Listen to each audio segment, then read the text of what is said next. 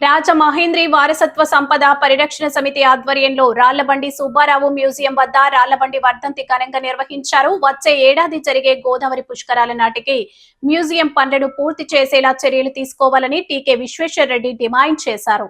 ఈ కార్యక్రమంలో సమితి అధ్యక్షులు టీకే విశ్వేశ్వరరెడ్డి, కన్వీనర్ దేశిరెడ్డి బలరామనాయుడు, కోశాధికారి దూర్వాసుల సత్యనారాయణ, ప్రధాన కార్యదర్శి మాదిరాజు శ్రీనివాస్ పాల్గొని రాళ్లబండి సుబ్బారావు చిత్రపటానికి పూలమాలలు వేసి ఘనంగా నివాళులర్పించారు.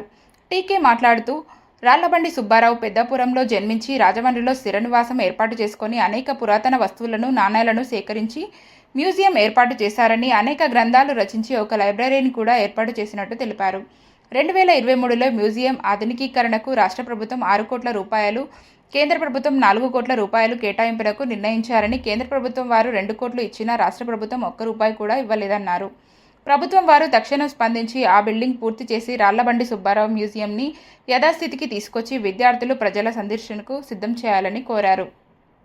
అటువంటి ఈ రాళ్లబండి సుబ్బారావు గారి మ్యూజియంని రెనోవేట్ చేయాలి. దాన్ని రాబోయే కాలాలకి ఇంకా పెద్దదిగా ఇది మంచి అందంగా ఉండేలా తయారు చేయాలని చెప్పే ఉద్దేశంతో ప్రభుత్వం వారు 2023లో దీన్ని డిస్మాంటిల్ చేసి 10 కోట్ల రూపాయలతో కొత్తది కట్టాలని చెప్పి ఒక నిర్ణయం తీసుకోవడం జరిగింది.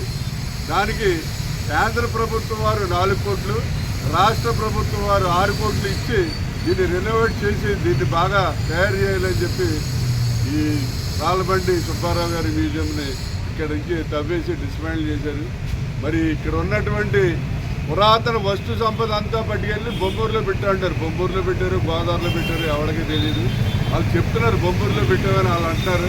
మరి ఎక్కడ పెట్టారో ఏంటో కూడా ప్రజలెవరికి కూడా సరైన అవగాహన లేకుండా చేశారు.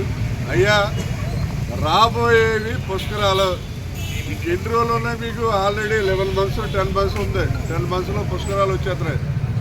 దీనికి శాంక్షన్ చేసిన కేంద్ర ప్రభుత్వం 4 కోట్లలో 2 కోట్లు ఇచ్చారు.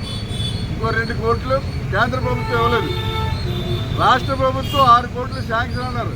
6 కోట్లలో 1 రూపాయి కూడా రాష్ట్ర ప్రభుత్వం ఇవాళ వరకు కూడా రిలీజ్ చేయలేదు.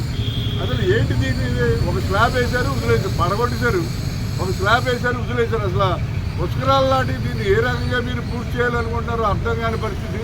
ఇది చాలా దారుణం. ఎందుకంటే నేను అడిగాను, దీనికి సంబంధించినటువంటి ఆర్కియాలజీ ఏడీ గారిని అడిగితే, ఏమంటే పురంధేశ్వరి గారి గురించి తిరగలేక సత్తున్నామండి. రాష్ట్ర ప్రభుత్వానికి ఎన్నిసార్లు విన్నపం చేసినా వాళ్ళు ఏమో మా విన్నపాలు పట్టించుకోరు. అమ్మ తల్లి 2 కోట్ల రూపాయలు రిలీజ్ అయ్యి మీరే 2 కోట్లు రిలీజ్ చేస్తే ఏదోలా కంప్లీట్ చేస్తామమ్మా అంటే ఆవిడ ఎన్నిసార్లు వెళ్ళినా దొరకదన్నారు.